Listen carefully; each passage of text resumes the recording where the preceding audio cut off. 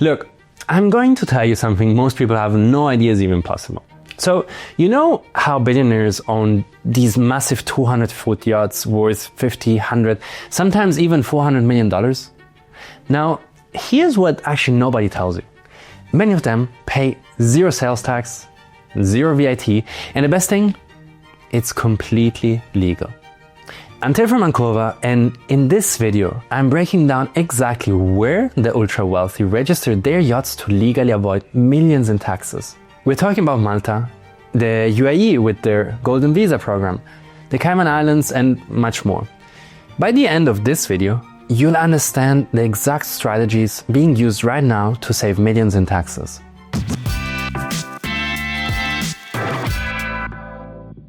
When you buy a yacht, let's say a 40-meter super yacht worth around $30 million, you're not just dealing with the purchase price, because in most Western countries, you're looking at massive additional costs. We are talking about 20% VAT in Europe, which on a $30 million yacht, it's an extra $6 million, just in tax.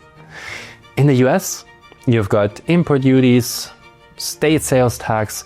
So look, long story short, it adds up very fast. And this is important. The ultra wealthy don't pay these taxes. Why? Because they know something most people don't, and it's called strategic yacht registration, or what some people call flags of convenience. So here's how it works. Instead of registering your yacht in the country where you're a citizen, so let's say in the UK or the US, you register it in a country with zero or minimal tax on yachts. And this is actually 100% legal. You're not hiding anything, you're simply using international maritime law to your advantage. Now, let me give you a real example. Formula One driver Lewis Hamilton bought a $27 million private jet. Through smart registration and temporary importation rules, he got the entire VAT refunded. We are talking about millions of dollars saved. The same strategies apply to yachts. So there is Malta, the European gateway. Malta is absolutely massive in this space. It holds the world's largest super yacht register. Think about that for a second. This tiny little Mediterranean island is where more super yachts are registered than anywhere else on the world. So the question is, why? First, Malta is part of the European Union, so you fly an EU flag. That gives you protection, credibility, and access to EU ports without raising red flags. But here's the genius part.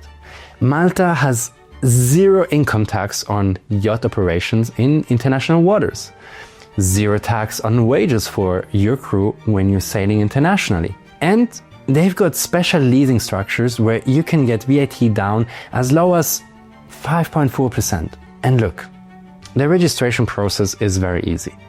You set up a Maltese company, or you can also use a foreign company structure to hold a yacht. Registration costs are very low, typically a few $1,000s annually, based on tonnage. And because Malta is whitelisted by Paris MOU, you actually don't get hassled with constant inspections when docking in major ports. I personally think Malta is brilliant for anyone who wants to spend time in the Mediterranean. You get EU legitimacy without EU tax burdens. Now we got the Cayman Islands. This is the classic choice. This is what we call the OG of yacht registration. It's part of the Red Ensign Group, which means your yacht is technically a British ship and a British naval protection. Now, look, this is huge for credibility and safety. Here's what makes the Caymans attractive. Zero taxes on yacht operations, zero taxes on crew wages, and they offer what's called a license to cruise for US waters. This is massive if you're an American or spend time in the US. Basically, what this means for you is that you can cruise American waters for extended periods without having to deal with all the US customs at every single port. You actually only report when entering the country or changing custom districts. The registration process is very fast. It can literally be done in 24 hours if you pay the expedition fee. Something that is also very interesting about it is that they have representative offices in Fort Lauderdale, London, Cannes, Athens. So wherever you are in the world, you can actually handle the documentation very quickly. Look, the Cayman Islands is ideal if you want that British protection and credibility combined with zero tax exposure. It's been the go-to for decades. And listen, there is a reason for that. Now, this is where things get really interesting. The UAE launched something called the Golden Quay Initiative last year. Both Abu Dhabi and Dubai are now offering 10-year golden visas to superyacht owners. So here's the deal. If you own a yacht that's 40 meters or longer, that's about 131 feet. You and your entire family can get a 10-year residency visa in the UAE. So usually prices for these kind of yachts are between 5 million for pre-owned and around for a new yacht, we're looking at $16 to $30 million. No sponsor needed, no employer required. You can live, work and operate business freely. And again, the UAE has zero personal income tax as well as zero capital gains tax. So you're not just getting residency, you're getting access to one of the most tax-friendly jurisdictions on the entire planet, while keeping your yacht in world-class marinas like Yes Marine in Abu Dhabi or Dubai's luxury facilities. So, long story short, you register your yacht under a flag of convenience like the Caymans or Malta, base yourself in the UAE with a golden visa, and you've just created an incredibly efficient tax structure. You're paying minimal taxes on the yacht, minimal taxes on your income, and you get to live in a place where it's 5-star everything. The application process goes through entities like Yes Marina and the Abu Dhabi Investment Office. So here's how it works. They nominate you for the visa, and if approved, you've got 10 years of residency. Family members get the exact same benefit. And this is important. Unlike traditional visas, you can stay outside the UAE for extended periods without losing your residency status. I believe this is one of the smartest moves right now. The UAE is positioning itself as the Monaco of the Middle East, and they're making it incredibly attractive to bring your yacht and your wealth here. So if you want speed, the Netherlands is your answer. You can be registered under the Dutch flag in as little as 3 days. That's insanely fast compared to, for example, France, Italy, or Spain, where you're actually looking at months of bureaucracy and high fees. The Dutch registration is popular because the requirements are minimal. You don't need to be Dutch. You don't even really need to live there. You just need an ID, proof of yacht ownership, and you're basically done. If you're not a EU citizen, you set up a UK limited for about 350 euros up front and 250 euros annually. And then you can register. So there are actually two types of Dutch registrations. Light registration is for yachts under 24 meters that only sail EU waters. We then have global registration, which is for larger yachts or those sailing worldwide. Global registration has no restrictions. You can literally go anywhere. The reason people love the Netherlands is very straightforward. Low cost, fast process, and minimal hassle. It's actually perfect if you're cruising European waters and want to avoid the VAT nightmare that comes with traditional EU registration. Let me quickly touch on a few others.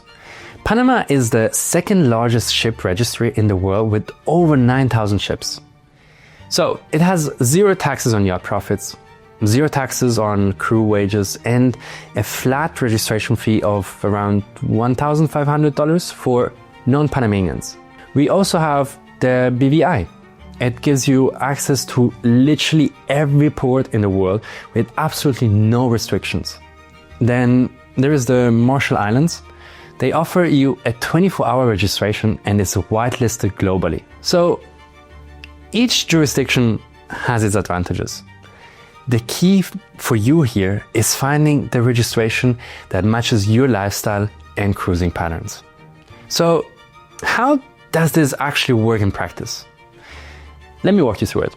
First, you set up an offshore company, and this is typically in the same jurisdiction where you're registering the yacht. This could be a Cayman Island company, a Maltese company, a BVI company, or whatever fits your strategy. So the company owns the yacht, not you personally, and this creates a legal separation that's very important for both tax and liability protection. Second, you register the yacht under that jurisdiction's flag. At this point, you're now flying, let's say, a Maltese flag, and your yacht is a Maltese vessel. This takes anywhere from a few days to a few months, depending on the jurisdiction and how organized your paperwork actually is. Third, and this is very important, you have to use something called temporary importation rules. Let's say you want to spend time in France or the US with your yacht. Under international maritime law, foreign flagged vessels can enter these countries as visitors. In the EU, you can operate under temporary importation for around 18 months without paying VAT. After 18 months, you leave for a bit, and then you just simply reapply. In the US, you get a cruising permit that lasts up to a year.